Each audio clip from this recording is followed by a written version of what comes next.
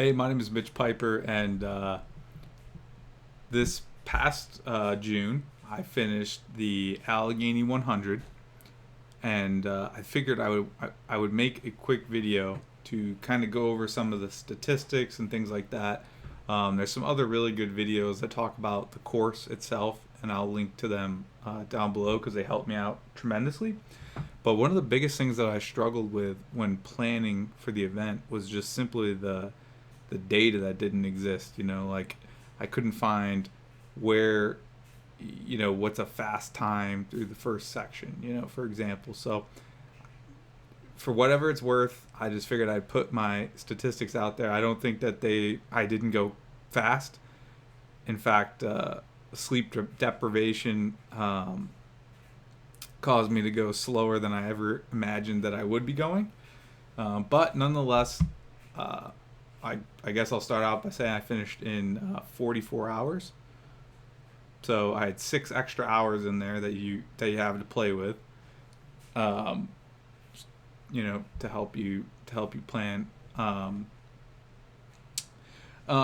I apologize. There's probably a better way to display all this information, but if I wait any longer, I just won't do it. So first things first, this shit was hard. This was a lot harder than I imagined it was going to be.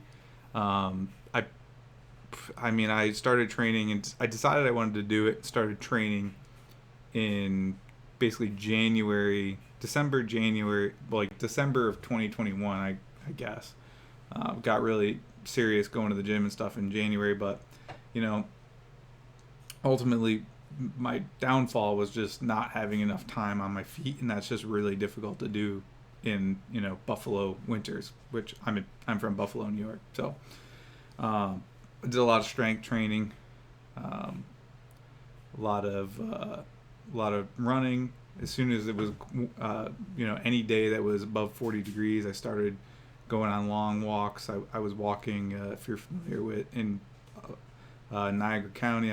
I'd go from Fort Niagara State Park down all along the gorge or along the river to the gorge trail system down to Niagara Falls, and I'd get picked up there, and it was like 16 miles, 17 miles, something like that. So that's what I started doing, just trying to get some time on my feet, starting to evaluate shoes, sock combinations, things like that. Um, but yeah, I mean, I know this is not a race. They make that very clear. But I did finish 10th, and that included. Well, you'll see how slow I was going at the end. But I left the third checkpoint to start the fourth section.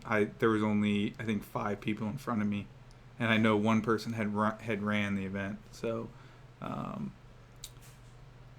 yeah. So really, there was only like 4 people in front of me that were hiking, and I got passed probably by, I think, 3 people in the last like couple of miles before the finish. So that was a little frustrating because when I started, there was no one near me. I'm just a competitive person in general, so I mean, obviously my goal was just to finish, but I was, once I realized that I could be one of the top 5 or 6, whatever. I was kind of excited by that possibility, but nope. Hallucinations and sleep deprivation had other plans for me. So yeah, it's not a race, but I did finish 10th. I did finish 44 hours. I definitely don't know everything. I made a lot of mistakes, um, but I know that there's quite a few people who made videos and stuff on YouTube about this event, um, and that just never finished the event. So there's one person in particular. I won't mention any names, but I watched a lot of videos and then come to find out that this person had never finished the event, and I was like, what the? I was like, what the hell have I been studying here? So anyway, so I did finish. There's my picture, my proof. I'm signing the last sheet at the 100-mile mark. So, but it's tough. It's a really difficult event. But some things to consider before the event starts, and then I'm going to tell you a little bit about what to expect during the beginning parts of the race or event.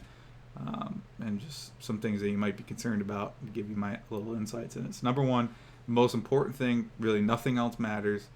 Well, besides your fitness level, I would say, is your shoes and socks. They need to be dialed before you come.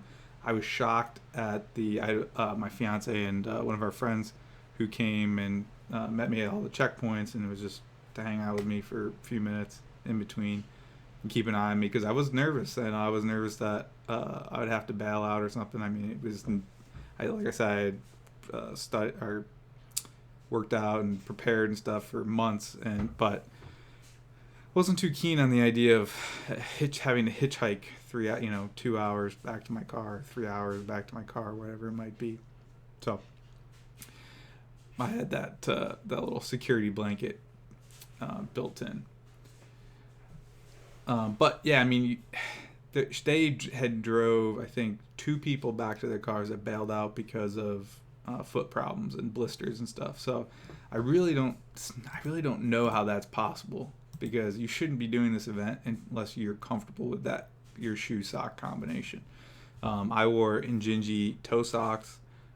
If you've never seen those, go check them out. They're pretty cool. They basically wrap around your toes, rather than like a normal sock, just to help reduce friction in between the toes and things. And I wore the thin ones, and I will tell you a mistake I made. I had a thick pair too, so I had 3 thin ones and 1 thick one, and I switched at 50 miles to the thick one because my feet just hurt so much that I thought maybe a little extra cushioning would help. Nope, it didn't help.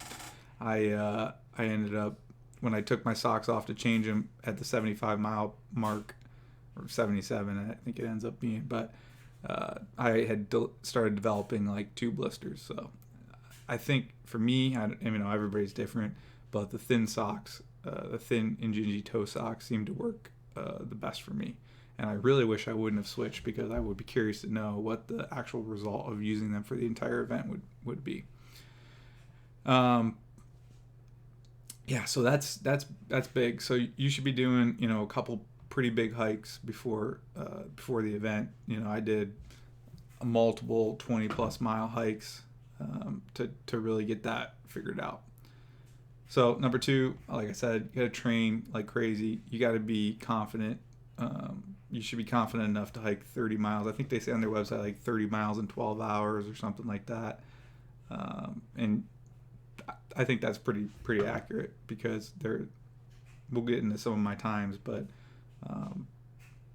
in the third section it's about 30 miles, and I think I was a little over that. But fresh, going out to just do like a 25-30 mile hike, that shouldn't be a problem for you. If you're struggling with that, then you're probably gonna struggle in the event. So you got to be fit, and you got to have your shoes and socks figured out. Those are like the most important things. Some just other things reflecting back on the event. I started off using a reservoir, and I had water bottles. The problem with the reservoir is it's really tough to track, like a Camelback thing. It's really tough to track how much water you're drinking, and hydration is absolutely critical, because once I have it down below, but once you get behind on hydration, you can't catch up. It just sucks. And I did get a little bit behind in the beginning, and that's why I just ditched the reservoir and just stuck with the water bottles. And you can see in my setup here, I could probably just, I don't know what's going on here. So you can kind of see. So I figured this out on my last training hike, that I needed to have a water bottle that was easily accessible, and I didn't have time to order like a real one, so I just ordered some crap off Amazon, and then I used a zip tie that I put around a loop, and it actually worked out perfectly. Like, it fit, and this is like a smart water bottle, and it fit perfectly around underneath the cap, and so it was great. And then I had another 1 liter water bottle on the side. That way, when I stopped to filter, I could fill them both up and carry 2 liters with me. And on the other side, I had a pouch that had, I think I got that from, I'll put it down below, but I mean, it doesn't matter what you get. none of it really matters. Like I said, the socks and shoes and your fitness are the most important things. Everything else is just nice to have. But this pocket, it fit my phone perfectly. That way everything is just right there. And that really, I thought was just made everything that much easier to deal with. And then of course I had Garmin GPS up there too, so that way people could keep an eye on me. And it's cool too because you can share your link with other people, and they can follow along, because I had a lot of people who were interested in what I was doing, so that was cool. Number 4 here, pants over shorts. So I did go down and do one section of the trail beforehand. I wore shorts, and on multiple times during that hike, 20-mile hike I did, I had 2 ticks on me. And I don't know about you, but I'm not scared of bears. I'm not scared of snakes. I'm not scared of anything. The only thing I'm scared of is ticks. So I quickly switched to, and I found pants. These are Outdoor Research. This is a really good video. I don't know the names of anything. It doesn't matter. I just found like super lightweight pants. If you look up Outdoor Research, you'll find them. They only have a couple different kinds. But I chose to wear pants because I didn't want to worry about ticks. And then there's some different kinds of sprays and things like that I used that you can coat your clothes in that kills ticks when they land on it. So I coated that on my pants and my gaiters. I also had gaiters so I didn't get any rocks in my shoes, and also created a barrier so nothing could get into my pants. So I definitely recommend pants, because I didn't want to have to worry about ticks at all. That freaked me out, and I'd be stopping every 5 minutes to check, and that would not be good for timing. Next, you need to have a plan, and that's what I'm going to talk to you about in a minute. So many people, and I'm watching their videos, and especially people who didn't make it, they didn't have a plan. Like, I had it planned. Granted, it's nice to have a plan, but things don't always work out. So, you should have a plan if things are going perfectly and you're ahead of pace, or if you're going too slow. Just having benchmarks of where you think you should be, so that way you can determine how you're doing, basically. So many people were like, well, I might camp here, or I might camp there, or I might stop here, I might stop tomorrow. It's like, I don't know what you were thinking about leading up to this event, but that's kind of crazy. So yeah, have a plan. That's what I'm making this whole video about. So next up, you have to have a nutrition plan. This is something I didn't even think about until it was really way too late. I didn't have enough time to go out and try different things, but after a while, once you get over 50 miles, you really don't, you have to force yourself to eat. So I think that if you believe my app, I think I ended up burning something like over 10,000 calories over the 100 miles. So you got to replace the calories. Otherwise your performance is going to drop significantly. And over time, you don't want to drink, you don't want to eat. So you really just have to keep forcing yourself to eat chips, whatever snacks you like. But it's important that you try all that stuff out and practice with it beforehand. And I did not do a good job at that. I didn't think about all this stuff until it was too late. I was so focused on the fitness part of it that I totally forgot about the nutrition. And it's so personal. You just have to get the calories, and there's tons and tons of different ways. There's tons of ways to do any of this stuff. That's the really cool part about this, is you can have people taking totally different strategies, totally different food, and 2 different people, and they both complete the event. So that's what I really find fascinating about this, and why I'm diving really deep into the ultramarathon world now, which I'm obsessed with. So which leads me to my next thing. So if you're brand new and you're looking at this like a hiking event, there's really not anything else that I could find that is even similar to this. What you really need to do is look into just research for ultra marathons. That's basically what this is. It's an unsupported ultra marathon. So that's going to help you when you're Googling things and you're researching things, is start looking at it from that angle, and you'll find more results. especially in the nutrition department. When you're talking about water and food and water and how much you should be drinking, how much you should be eating. That's what you want to do your research with. And I don't want to tell you, and I also kind of don't want to tell you everything that I did, because it's so much part of the, that's such a big part of the fun is planning and creating your plans and figuring all that stuff out. So kind of what to expect when the event starts. So you're going to go off in groups, whether you're doing 25, 50, 75, or 100 miles. 100-mile people go out first. You're going to basically stay together for like the first 4 to 5 miles, I would say.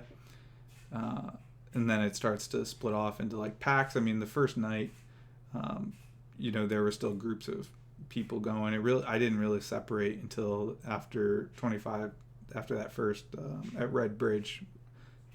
This year that I did it, we went north to south. So the first stop was like Red Bridge area, and that's where it kind of split up. And I stopped really seeing a lot of people. I already mentioned it. Don't get behind on hydration because you're going to struggle. I noticed a lot of people. I don't know if it was just because there was a lot of people around, but people were not stopping to get water where I expected them to. Because I stopped because I wasn't even drinking enough, and people seemed like they went a couple miles past where I stopped to get water. So yeah, I mean, don't get behind on it. Don't get caught up in how fast people are going in the beginning. Really, you got to run your own race or hike your own hike, however you want to look at it. And that's why it's important to have a plan, to have an idea of what paces you should be trying to stick to, and to not overexert yourself and start sweating too much. And that's what I did, because I'm a competitive person. So naturally I see people going fast and I'm like, no, I want to go fast too. At the end of 75 miles, there's only 5 people in front of me. At mile 4, I probably had like 60 people in front of me, or maybe more. I don't even know. So don't get caught up in the beginning. Just stick to your plan, and you should be good. Another thing I was really worried about was night hiking. And to be honest with you, I did not get a lot of practice night hiking. I just had a busy spring, and there's just not a lot of places where I could get out and do that. I would have had to drive to the Allegheny National Forest probably to try it. I was definitely nervous about it. The first night it actually worked out perfect because there were still, like I said, quite a few people around. So I did a huge section. I did a couple hours with a group of other people, which was cool because it got me to get some confidence in it. And then I ended up switching, or a couple people went off to camp, and then next thing you know, there was 1 or 2 people behind me, but I was kind of leading, so that gave me a little confidence to know that I could pull off and someone could go ahead of me. But just route finding, and I was doing fine, and then eventually, next thing you know, I'm by myself. So there was somebody behind me for pretty much almost the entire first night, but I think he stopped to camp right before Mount 2K, which is you basically come down to, I'm not sure what the road is, you got to go across the road. A lot of people stop there, but then you got to climb up, I'm not sure, a few hundred feet up and over like in a couple of miles to get to Red Bridge. And a lot of people camp before that. I'm more of I like to get the hard part done before I rest. So I went up and over that. And that was my first part where I really was by myself at night, which was cool. I've never had the occasion to do that before, so it was pretty cool to try it out. Next, man, oh man, I don't really know how to tell you this, but your feet are going to hurt. I don't think there's a way around it. Being on your feet for 40, 50 hours, I mean, it's tough, and I don't really know a way to prepare for it. I mean, I guess if you work on your feet, you probably have some kind of an advantage. I work in an office. I sit my butt in a chair most of the day, so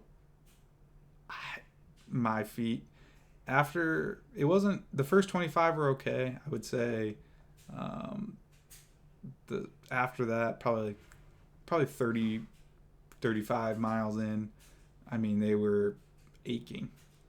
By 70, by 65, 70, I mean, I was trying to explain it to, it was my fiance here. I was trying to explain to her, like, they almost hurt so much that it feels like somebody's tickling them.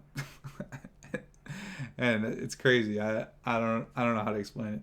But, your natural reaction is to keep sitting down and resting, but it just didn't do anything. I mean, when you get off your feet, they don't hurt, but as soon as you start walking, they just start hurting again. So it's like, eventually I just was like, what's the point of sitting down? Because I may as well just keep going, because they're not going to stop hurting until I finish.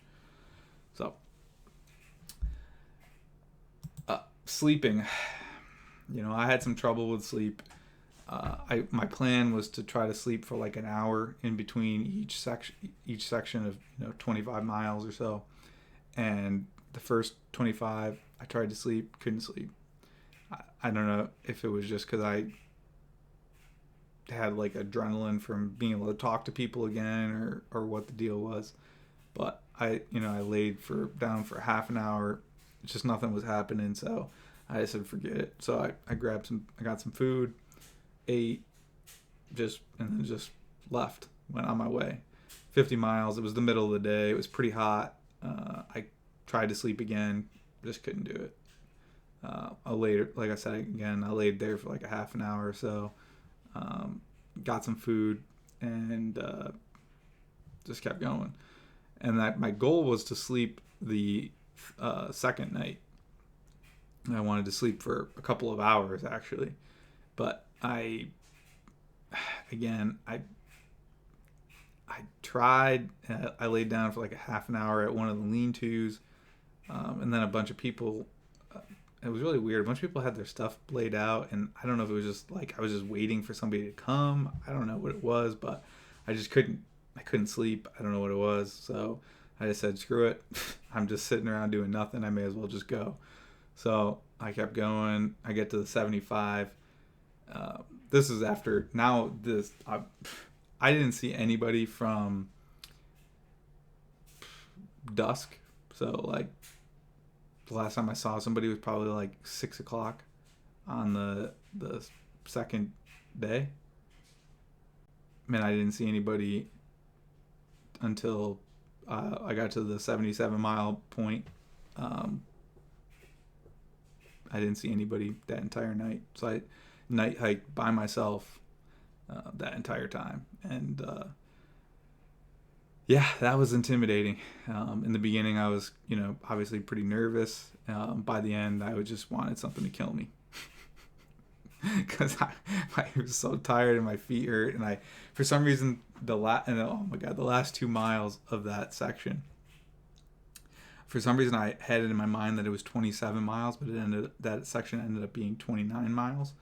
And I just kept waiting for that trailhead. We kept waiting, and it just never seemed like it was coming. And I was just getting so angry. Yeah, it was kind of funny. I think I actually yelled a couple times. I mean, this event it's a roller coaster of emotions, and that was a low point for me, is because I screwed up the distances, and thought it was coming sooner than it was. And psychologically, that was like torture. Now, the big thing that I had no idea about, no idea at all. I guess in hindsight, I probably should have seen it coming, but I was planning on sleeping. So because I didn't sleep, and although I know some of the people I talked to did sleep and they still had the same thing, so I don't know how much it would have helped with how much I was planning on sleeping.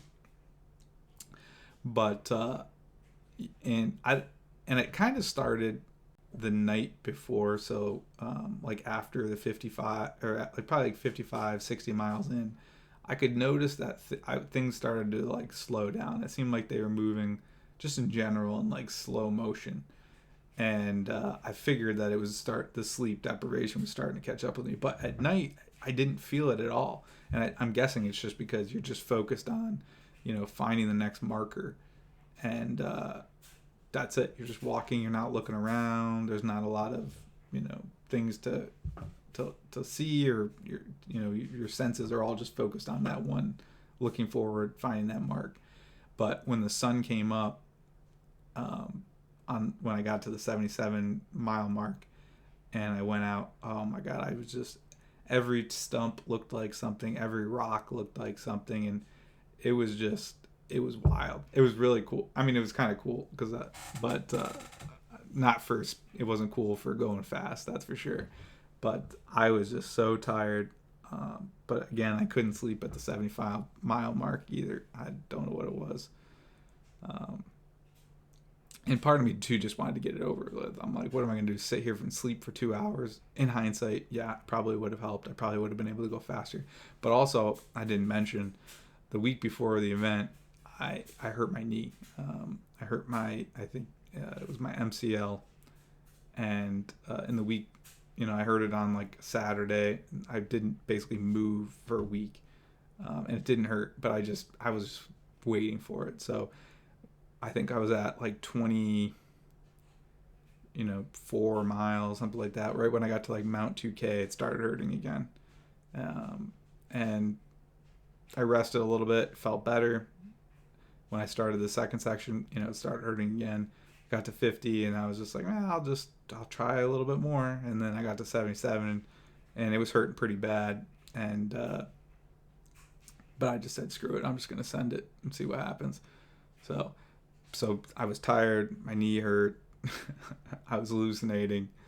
It was a pretty good recipe for going dead slow, which is what happened.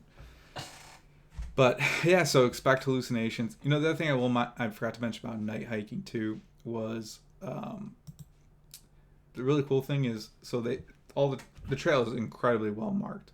They do it. The North Country Trail Allegheny crew does amazing job at making that trail navigable at night.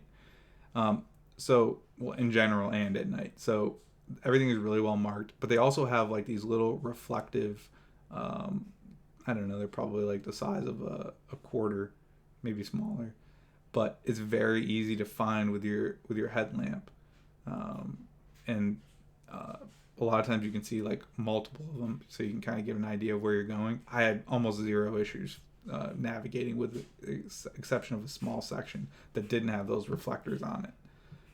But other than that, I really didn't have any problems navigating at night. So that was pretty cool. So let's get into the data. So now again, this was 2022, so we went north to south, and I'm this is going off map my runs. I must have lost a mile or somewhere along the way, probably ending it too early or forgetting to start it for a little bit, whatever the case may be. It's not perfect, but it will hopefully give you some kind of an idea, some kind of a benchmark to go off of to plan your trip. So section 1, 27 miles, about almost 28 miles, did it in about 10 and a half hours, averaged 22 minutes per mile, 3,600 feet. We started a little before 6 o'clock, and I arrived at Red Bridge at 4:10 a.m. And over here you can see the distances. So this is the average for those 5 miles. So as you can see, we started off pretty quick, and at the end we were going dead slow, basically, like unbelievably slow. Like if you tried to walk that slow normally, you'd be like, it's like hard to do. It's hard to walk that slow. So then I did lay around and eat for almost an hour. Again, I didn't sleep. My plan was to sleep for like an hour. It just didn't happen. So then we started off going. The next section is a little bit slower, or a little bit shorter. Did the next 22 miles in a little over 10 hours. So slowed down pretty drastically, really. So we started that at 5:04. We arrived at the 50-mile mark at 3:20 in the afternoon. And again, it was almost another 3,000 feet. We averaged 26 minutes per mile over that section. So and over here on the 2, I forgot to mention. So these gray parts are estimated probably the times that it was dark out. So you can see I slowed down, definitely a little bit, but a lot of it had to do with my knee started hurting and just the elevation. There's some pretty steep sections in there that slow you down pretty good. But overall, I mean, I didn't slow down as much as I thought I was going to, just because of the dark. I thought I was going to slow down a lot more than that. So for the first half, I mean, there were some slow times in there, slow sections, but for the most part, I would say the first half of the event went pretty well for me, minus the knee injury. I wish that my knee didn't hurt, because I would have loved to see how much faster I could have went. So now we're embarking on the second half of the event. I left right at 4 p.m., so I had 40 minutes in that the halfway point. They do have usually hamburgers, hot dogs, drinks, some food. They say the event's unsupported, but I think that's primarily because you're supposed to, they don't want you to rely on them to provide things for you. So they want you to be self-sufficient, basically. But look at it like it's a nice bonus to get a hamburger, when that's available. So I think that's fair. Fair way to do the event. So, and it's nice. So yeah, got a hamburger, hung out, had a Gatorade. Everything worked out well.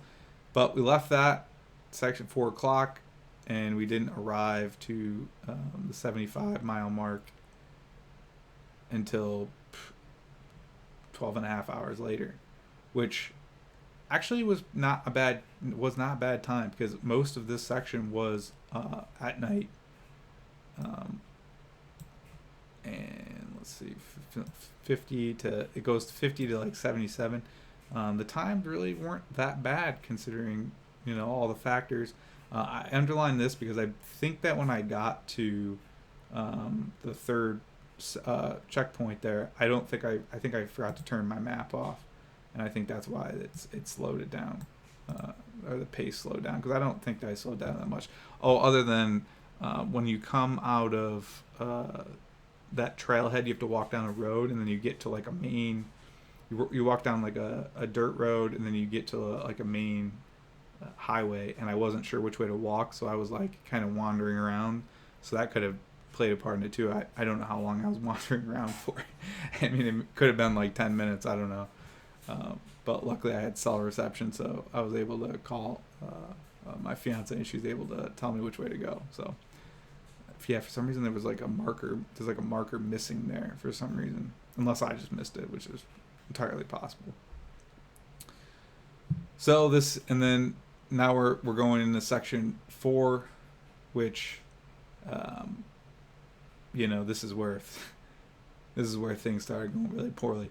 As you can see, I broke it into 3 parts here, because that's not to look at anything in particular. It's because psychologically I was struggling so much that I couldn't. I don't know what it was, but it seemed like the first 3 miles would just go by really quick. But then once you started getting, because it was in my ear, so it was telling me, 5.5 miles, 6 miles, 6.5 miles.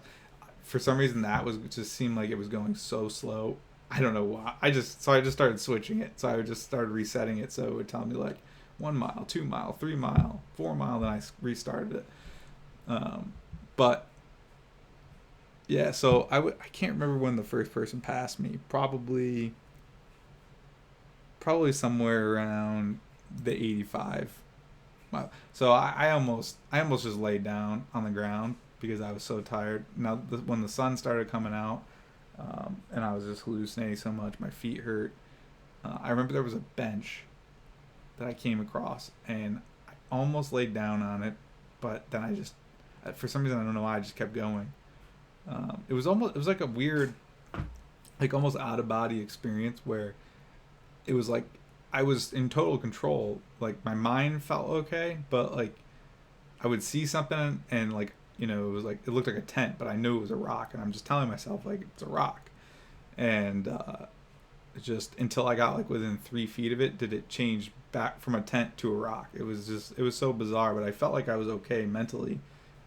So it was almost like I was like, you know, controlling. Well, here I got it in my controller. It was almost like I was controlling my body, but it was like I didn't feel any of the inclines. Like it was very strange because as you can see, I mean, the last section, even though it was a shorter section, still had 2,700 feet in it. Um, so that's kind of interesting. But yeah, so I guess the last thing, the last 5 miles or so, there were a couple people, one couple passed me, and then I could hear other people. I could hear like somebody else coming, and I just didn't want to get past anymore. The competitor in me I knew I was so close, and I just couldn't stand the thought of somebody else passing me. So I mean, I essentially like started to go from this slow, 1.8 miles per hour to 2.5 miles per hour. I mean, the last time I did that was 40 miles before that. So it felt like I was sprinting. Like I kept looking, I would hear the times in my split times in my earphone, and I didn't believe it because I thought I had to been going over 3 miles an hour. It's just funny how just the perception was just so screwy. But so I hope that helps you. I have some maps, but hopefully that can just kind of give you an idea of, how to plan your event. Like I said, I was going dead slow at the end. There's plenty of opportunity, and I finished in 44 hours, so there's plenty of opportunities to go that slow, plus sleep. Try to get some sleep. I mean, I don't think you can there's no way to do this event where you get 8 hours of sleep, I don't think, without running. But, yeah, I mean, there's just so many ways you can do it. So many different opportunities, planning, different ways you can plan it, different things you can bring, different foods you can eat. There's just so many different ways to do it, and that's what's so cool about this.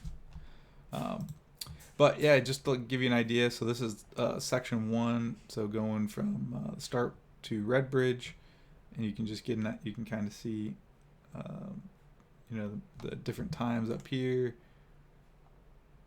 But it's kind of cool, and obviously this is not 100% accurate because, it's just using the app on my phone, but you can kind of get an idea of the elevation and how it corresponds to the times. But yeah, I mean, as you can see here, I mean, that's up and down and up, and then this is right that spot I was telling you about, the road.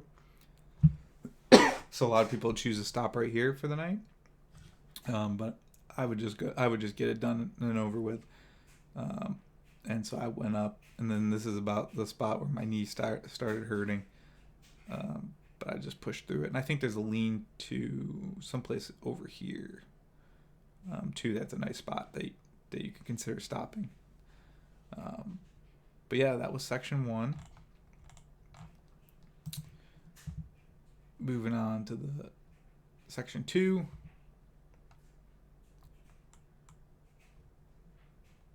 Again, it starts off with a mean incline.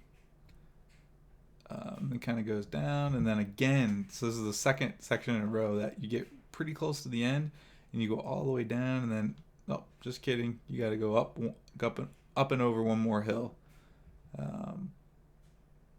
Which 1,800, 14. So it's almost like a 400-foot climb. So you got to go over before you're done. And the pace is here.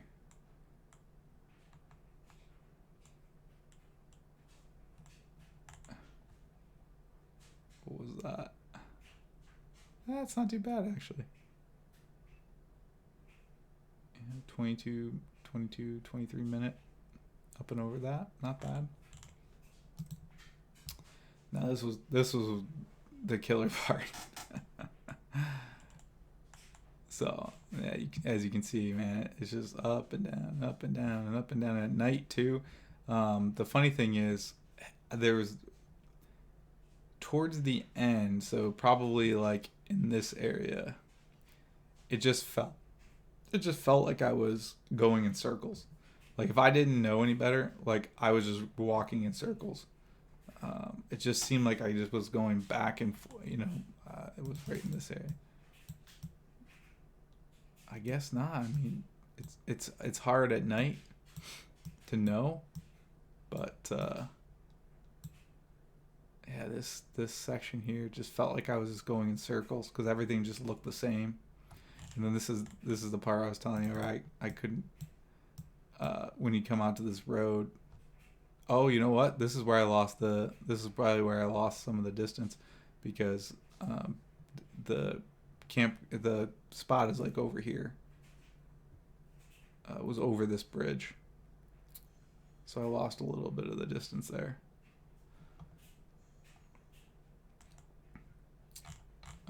Let's go. So then this is the last section, and I mean, you can just see, I mean, I was, and I remember I stopped and sat on a rock for like a really long time. It must have been on mile 3. I mean, at 36 minutes per mile. I mean, that's just crazy slow. Then this is where I started resetting it, and I mean, right to the end. I mean, just up and down and up and down and up and down. I mean, that right there, that's almost 300 feet. That little climb right there, which I must have been tired after because I must have sat down and, oh, jeez. Oh, man, 30, 35, 38 minutes. Oh, God. No wonder I got passed. That's crazy. And just, I mean, this is just 2 miles an hour. That's just absolutely brutal. Look how it changes, right? So when I start, I just decide right here is where I decided that I didn't want to get passed anymore. So I picked it up 7 minutes per mile. I mean, that's pretty good. That's a pretty good change, especially when you're talking about being 93 miles in or whatever it ends up being. But just cruising 21. And I will say the end sucks too.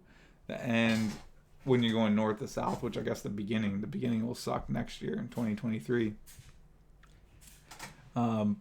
It's just like 3 miles, I think, of just walking through a field, and it just sucks because you're just waiting. You just think around every corner you're going to see the tent, you're going to see the cars, and it just never comes. It's just like miles and miles. I should probably zoom in on it here.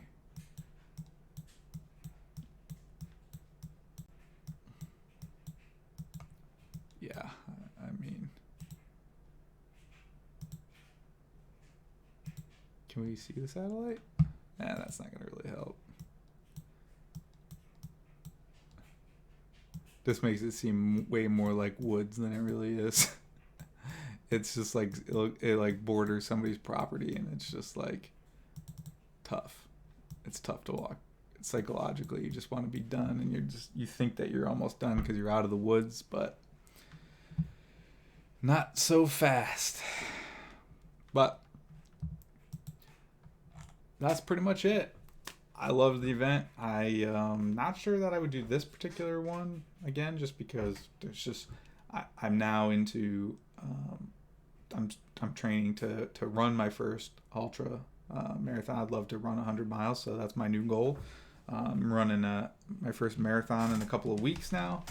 It took me, as far as recovery goes, it took me probably 3 weeks for my knees to feel good. I mean, I took my finishing picture by the 100-mile sign, and I walked directly to the car, and I fell asleep within 5 seconds of being in the car. Like, legitimately, like, I put my seatbelt on, I grabbed a pillow, and I literally slept.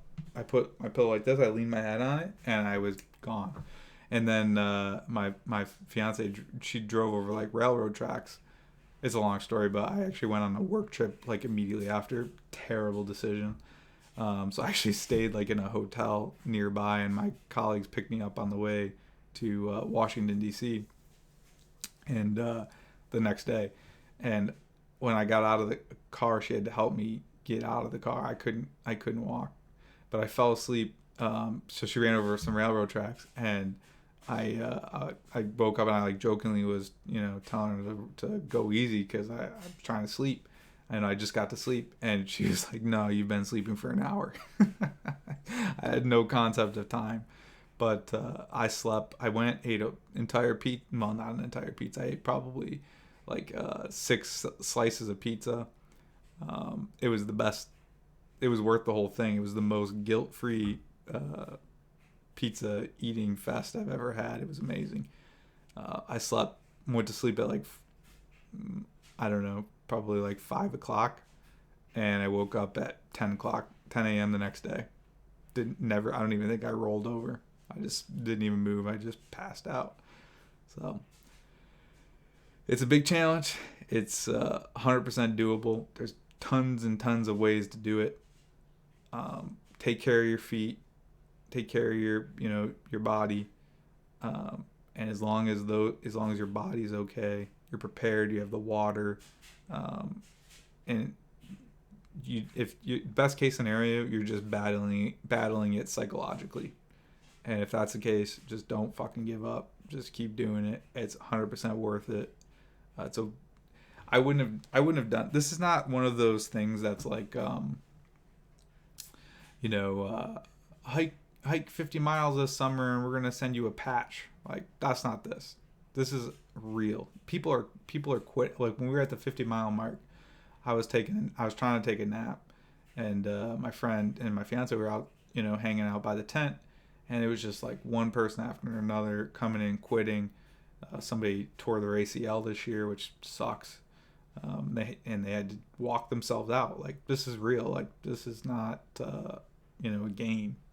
There's real consequences to getting hurt.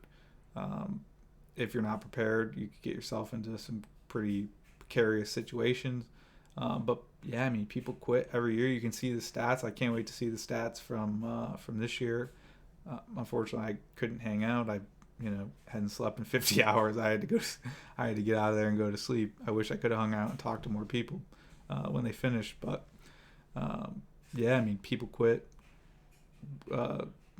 My friend and my fiance drove a couple people back to their cars that had foot problems that couldn't continue. So I wouldn't have done it if it wasn't a worthwhile challenge, and it's a really well done event, and you'll get stories to tell, and everyone will think you're a badass for doing it. So anybody that doesn't hike or whatever, when you tell them that you're doing a 100-mile event, they can't comprehend it, which is cool, man. It's type 2 fun. It's not fun when you're doing it. I mean, there's parts that were fun, but for the most part, it wasn't fun to do, but it sure is fun to look back on, and especially once a little bit of time goes by and you start to romanticize it in your head. Yeah, it's cool. But I hope this helped. I hope maybe giving yourself some benchmarks of things to help plan. I hope that helped you. Feel free to put a comment down below if you have anything, any questions or anything you want to get some feedback on. Also, you can just send me an email. My email is just Mitch, M-I-T-C-H, at MitchPiper, MITCHPIPER.com. Send me an email. Be happy to talk to anybody about any advice. I mean, people really, you want to know about the gear I had and stuff. I mean, I really told you all the important stuff. I mean, you can use any stuff you want. I mean, obviously, like, the lighter the better in general, right? The less that you're carrying around, probably the better. But I told you all the things I think are important. I will say I forgot to mention what shoes I wore. So I wore the Ultra Olympus 4 trail running shoes, and then the Injinji toe socks. So I tried a couple different combinations of things, and that was the one that worked for me. But everybody's feet are different. The Ultra Olympus 4, I will say, has a much bigger toe pad, so my feet were able to move around. They never rubbed on anything. The blister I ended up getting was like on the side of my heel, in a weird spot, which I don't know why it was there, but because I didn't really feel like it was rubbing weird or anything. But yeah, you gotta just keep trying different things. But those are the ones that worked for me. So reach out if you have any questions, and I might do it again, and maybe I'll see you there. So take care, and good luck. Happy planning.